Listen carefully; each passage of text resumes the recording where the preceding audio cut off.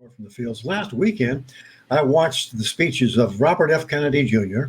and Donald J. Trump at the Libertarian Party National Convention, so you wouldn't have to.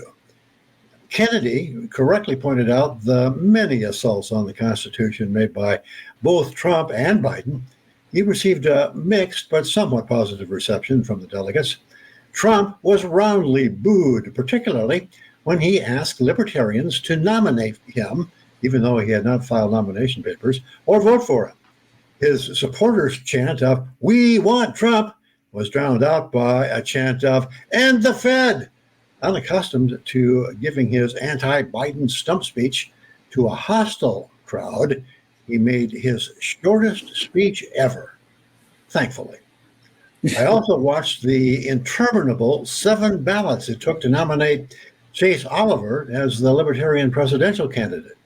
The right-wing Mises Caucus favorite, Michael Rectenwald, led in early balloting with Oliver second and Mike Dermott third. Rectenwald's chances were probably not helped when he admitted to eating edibles and walked out of a press conference because he thought the questions were boring. According to Semaphor's Dave Weigel, Rectenwald was unusually off in his public remarks last night.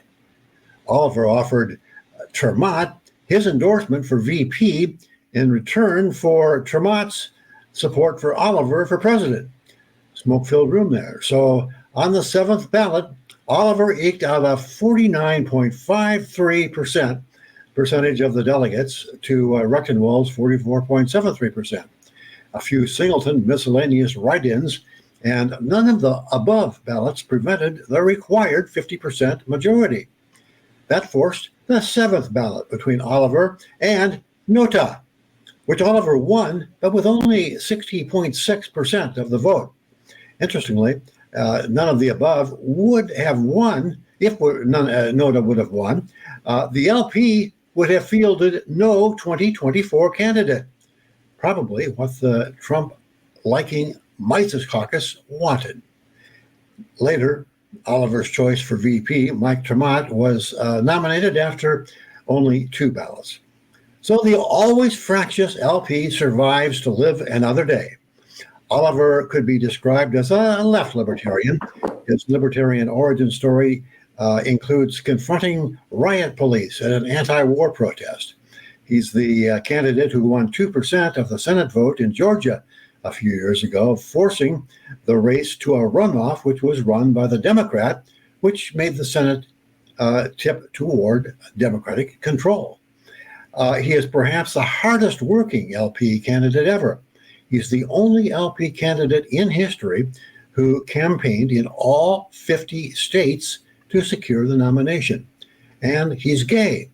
One of the many challenges will be getting cooperation from the Mises Caucus-controlled Libertarian National Committee.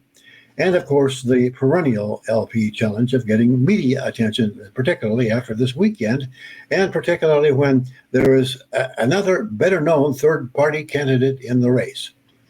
The presumptive nominees of both the Republican and Democratic parties are both evil for multiple reasons, which I don't have time to go into here. Not to mention they're both senile. Oliver is good, and at age 38, young and decidedly not senile. And he's underestimating his predictions of success, saying that getting 2% of the vote is a reasonable goal. My guess is that he will do much better than that. This is Richard Fields with this week's report from the fields. See you again next week.